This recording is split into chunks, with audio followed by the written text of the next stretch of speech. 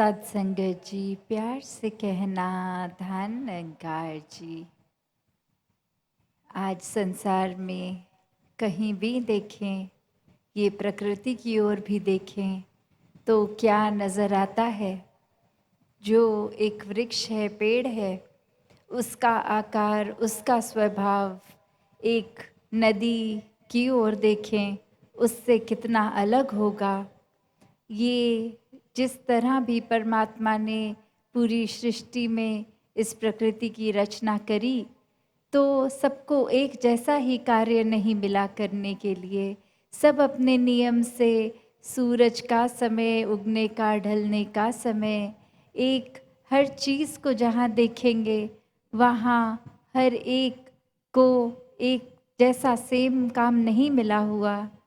उसी प्रकार अगर हम फिर ये भी देखें कि हर कोई एक प्रकृति की चीज़ अगर आपस में कहे कि आप मुझसे कितने अलग दिखते हो, आपका कार्य मेरे जैसा नहीं है, आपका सोर्स ऑफ एनर्जी, खाना पीना सेम नहीं है मेरे जैसा, तो इसलिए आपस में भिड़ जाएं। नहीं, प्रकृति में कभी ऐसा नहीं देखा गया कि कोई पहाड़ लड़ रहा है हवा से या कोई और चीज़। तो बात वही कि चाहे देखने में कितने अलग, स्वभाव कितना अलग, फिर भी एक कोएग्जिस्टेंस देखी जाती है कि ये तालमेल, ये हार्मनी देखी जाती है। ये हार्मनी अब हम अगर अपने एक ह्यूमंस के ऊपर देखें, इंसानों के ऊपर देखें, तो इंसान किस तरह जी रहा है।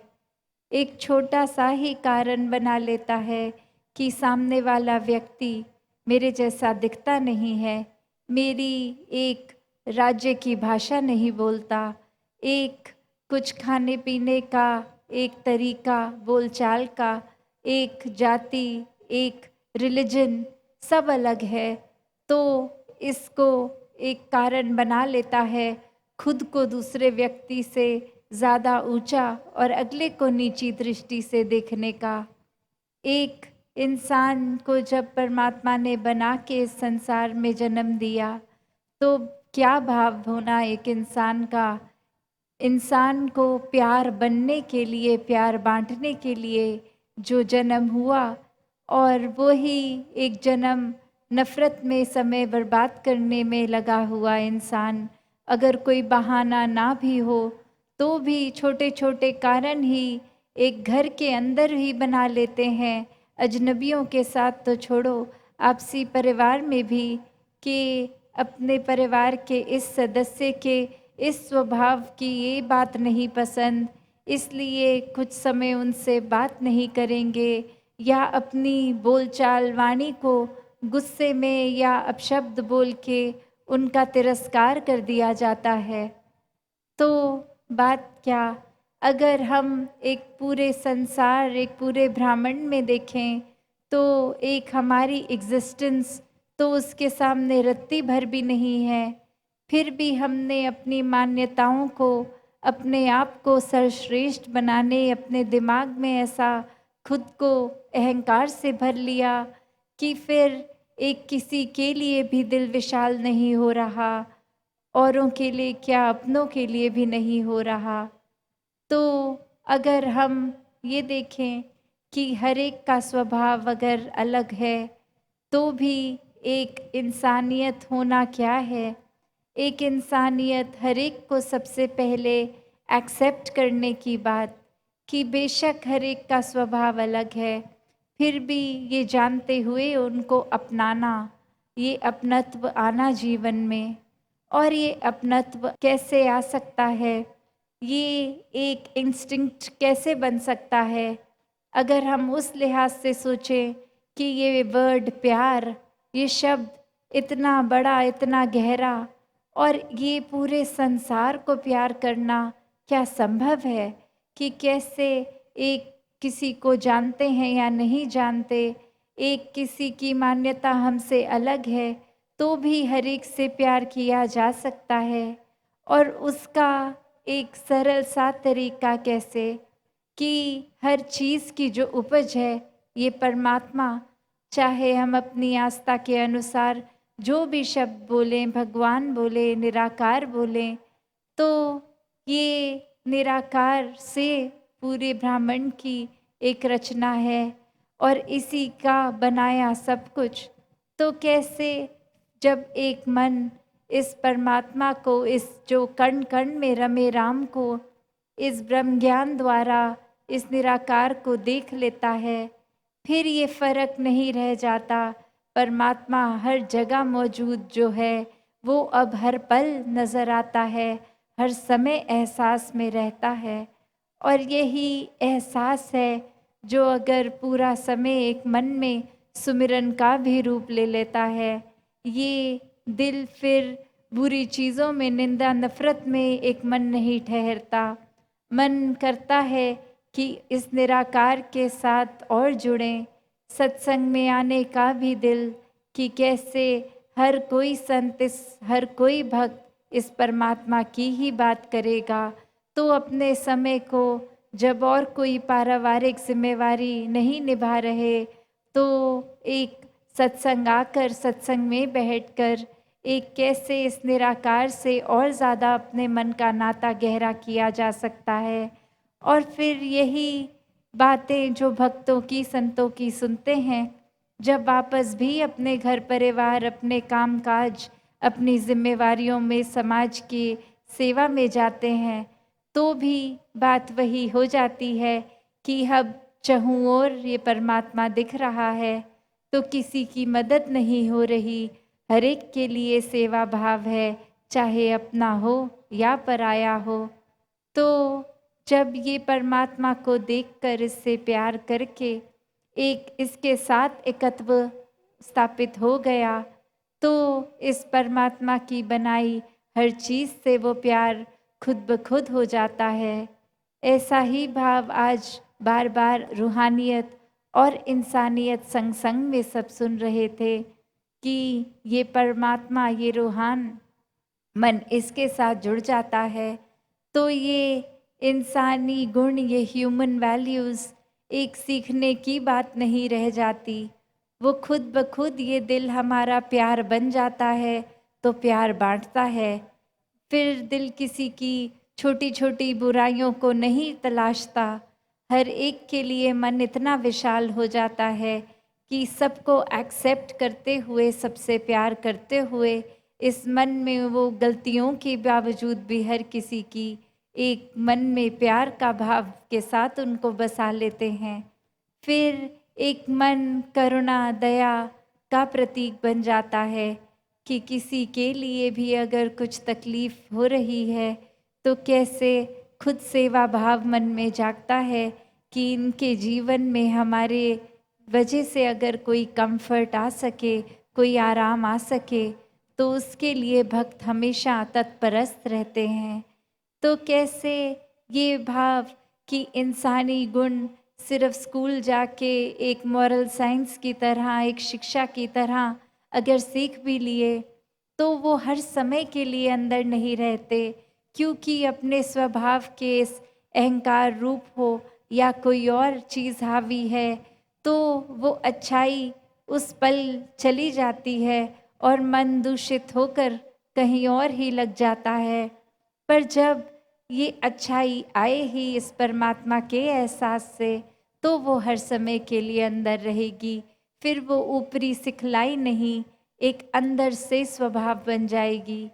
तो ऐसी एक अच्छाई हर समय जीने की शिक्षा ही भक्तजन, संतजन देते हैं और कहते हैं कि अभी तक का जीवन, चाहे बाल अवस्था हो या बुजुर्गी, एक संसार में आकर कर्तव्य निभाते हुए एक इस माया में अक्सर इतना उलझ जाते हैं कि फिर वो भूल जाता है कि घर परिवार एक मेहनत करके एक करा भी, तो उसमें इतना खचित ना हो जाएं कि परमात्मा के लिए ही समय ना दें पूरे दिन में। तो जब भक्ति होती है, वो तो हर समय की है। उठते जागते खाते पीते ही संत भक्ति करते हैं, कोई अलग से समय निर्धारित नहीं, एक हर पल की भक्ति। तो जब संसार का माया रूप यही धन दौलत वस्तुएं अगर हावी हो रही हैं, तो खुद को वहीं रोककर ये चेतनता जो परमात्मा ने दी है, तो सोचे कि ये जो सामान हमने इकट्ठा किया है, इसका सदुपयोग हो रहा है कि दुरुपयोग। जैसे उदाहरण का एक सबसे आसान तरीका जो सबसे दिमाग में पहले बात आती है, एक मोबाइल टेलीफोन की। जब तक तो इसको एक किसी के साथ पॉजिटिव कम्युनिकेशन के लिए यूज़ कर रहे हैं, एक बातचीत हो रही है, दिलों से दिल जुड़ रहे हैं, एक मैसेज की तरह कुछ हो रहा है, तो ये सुख, एक धन है तो मोबाइल खरीदा गया, ये मुबारक है। पर वहीं अगर इसका दुरुपयोग होने लग गया, एक किसी की ईर्ष्या वाले मैसेजेस को ब्रॉडकास्ट किया गया, एक ऐसी बातों को इंटरनेट पे सिर्फ जहाँ किसी की बुराई हो रही है, वो चुगली हो रही है, उसको ही नॉलेज को देखते गए, तो फिर वो एक बात जो सुख के लिए थी, वो परेशानी का भी अपने लिए कारण बन जाती है। कैसे फिर जो अभी हम सत्संग में भी एक स्पीच में श्रवण कर रहे थे कि अंधेरा है तो अपने घर में हर जगह ठोकर बज रही है, वो बेड भी एक ठोकर लग रही है उसके कोने से, और वहीं प्रकाश हो गया तो कैसे नज़र आ रहा है ये बेड है, ये फ्रिज है, और अब कैसे उसका आनंद लिया जा रहा है, उसका एक शुभ लाभ हो रहा है। नहीं तो वही सुख की चीज़ दुख का कारण बन रही थी। तो संतों ने भी जिस तरह लिखा है कि तिमिर गयो रवि देखते, ये अंधेरा सालों साल का इस आत्मा का, ये कितने ही अंधकार में न जाने कितने एक शरीर बदलते हुए अपना आप को जहाँ कन्फ्यूजन में वही शरीर मान लेती है, और जब ये मनुष्य का चोला मिलता है तो ये गोल्डन अपॉर्चुनिटी, ये सर्वश्रेष्ठ इस योनि को कहा गया, क्योंकि इसी योनि में एक परमात्मा की प्राप्ति संभव है। तो इस आत्मा का युगों युगों का अंधेरा कि ये जो भ्रमित हो गई, ये कन्फ्यूजन दूर करने के लिए ये जो मौका मिला कि इसमें भी अगर हम और योनियों में देखें, ये निद्रा भोजन भोग भय ये हर एक योनि में चल रहा है, तो मानुष योनि में एक ये विवेक, एक बुद्धि, एक वो मौका परमात्मा से अपने दिल को जोड़ने का, ये सिर्फ इसी में संभव है। और जो इस जीते जी इस अवसर को गवाते नहीं हैं, अपने जीवन को व्यर्थ नहीं करते, ये परमात्मा की प्राप्ति करके हर पल परमात्मा को देख लेते हैं, तो उनका ही जीवन जीते जी भी एक असली मनुष्य वाला जीवन बनता है, और अंत समय श्वास छूटने पे भी मोक्ष और मुक्ति के हकदार बन जाते हैं। तो कैसे ये जो युगों युगों का अंधेरा इस आत्मा ने एक ब्रह्म ज्ञान की ज्योति से इस निराकार को देखकर दूर कर लिया। तो बात वही, अगर हम एक कमरे में अंधेरा हो, सालों साल का हो, तो उसको दूर करने में बहुत साल नहीं लगते, उसको तो सिर्फ एक माचिस की तीली, एक दिया लाते ही उस बंद कमरे में जहाँ सालों का अंधेरा है प्रकाश हो गया। उसी प्रकार इस आत्मा को भी ये ब्रह्म ज्ञान रूपी रोशनी इस परमात्मा का जब एक नज़र बख्शी इस ब्रह्म ज्ञान द्वारा देखा गया, तो उसी समय ये अंधेरा दूर, भटकन दूर, एक आत्मा जो तड़प रही थी उसको अब चैन व सुकून हर समय का मिल गया। फिर एक जीते जी परिस्थिति एक कैसी भी हो, चाहे अनुकूल हो चाहे प्रतिकूल हो, फिर ये आनंद की अवस्था में जीता है इंसान, एक खुशी और दुख से उठकर आनंद की अवस्था, जहाँ फिर अपने मन को पता है कि परमात्मा तो एक जीवन में सुख दुख लाएगा, पर हमने उस रंग में नहीं, हमने तो परमात्मा के रंग में रंगना है। ये जो भी जीवन में हो रहा है वो परमात्मा मुबारक जीवन बना रहा है, उसमें फिर परमात्मा से शिकायत नहीं, बस शुक्राने का भाव कि जो दिया बहुत दिया और जितनी मेहनत भी बख्शो कि आगे अपने जीवन में वो मेहनत करी भी जाए। भक्त क्योंकि हमेशा जीवन में एक घर में समाज में रहकर ही भक्ति करते हैं, एक भागते नहीं अपने एक रिस्पॉन्सिबिलिटी से, कर्तव्यों से।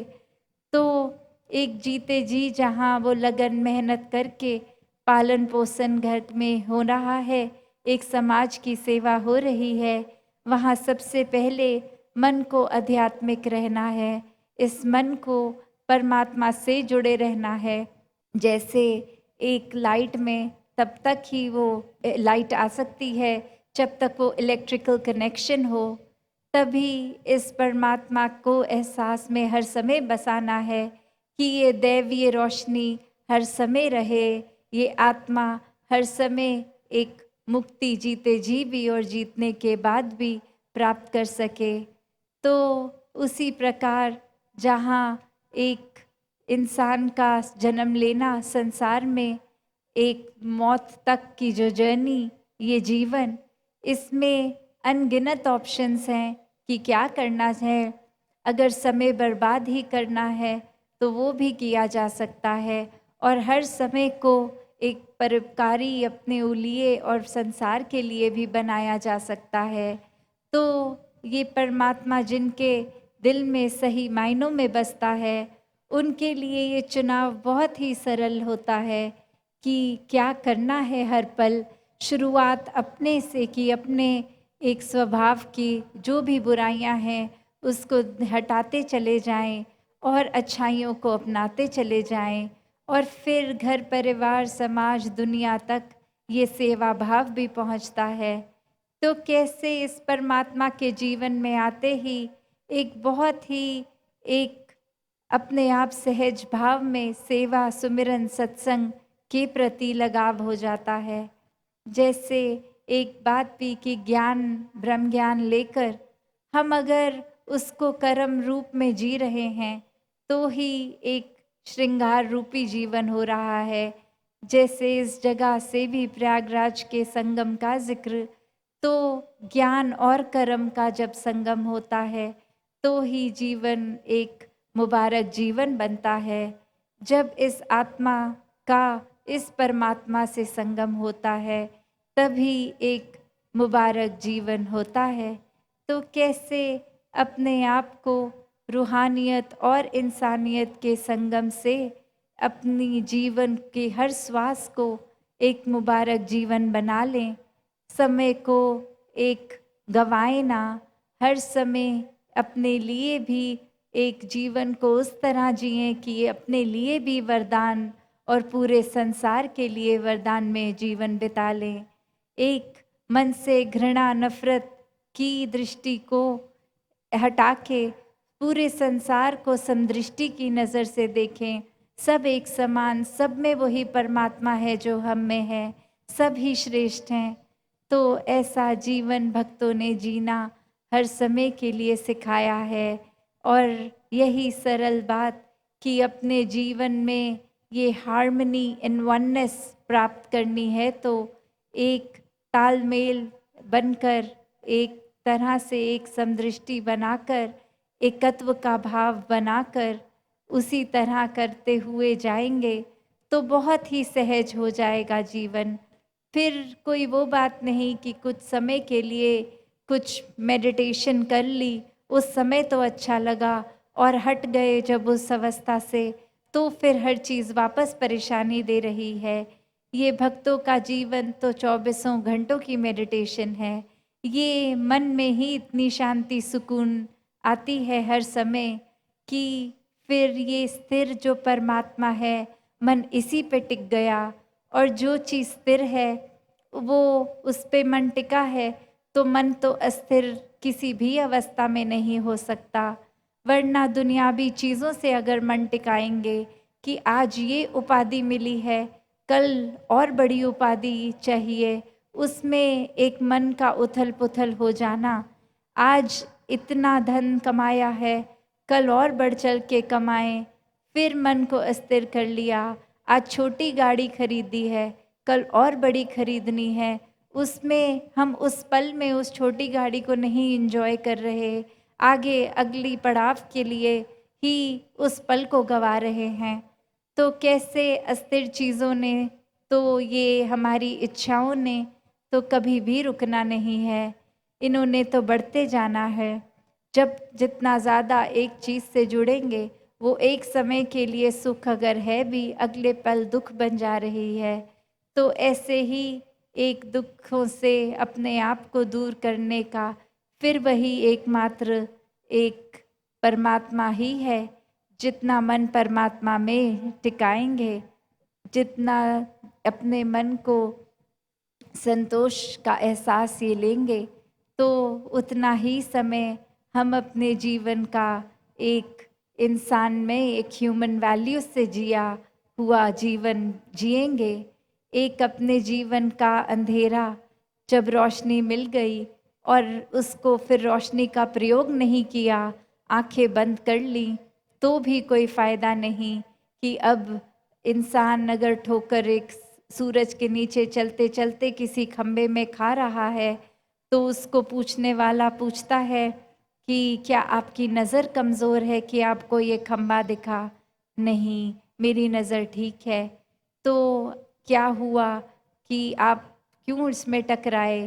कह रहा कि वो मैं आँख बंद करके चल रहा था, इसलिए मैं टकरा गया। तो बात वही कि अब रोशनी भी है, एक साफ साफ दिखाई दिया जा भी रहा है।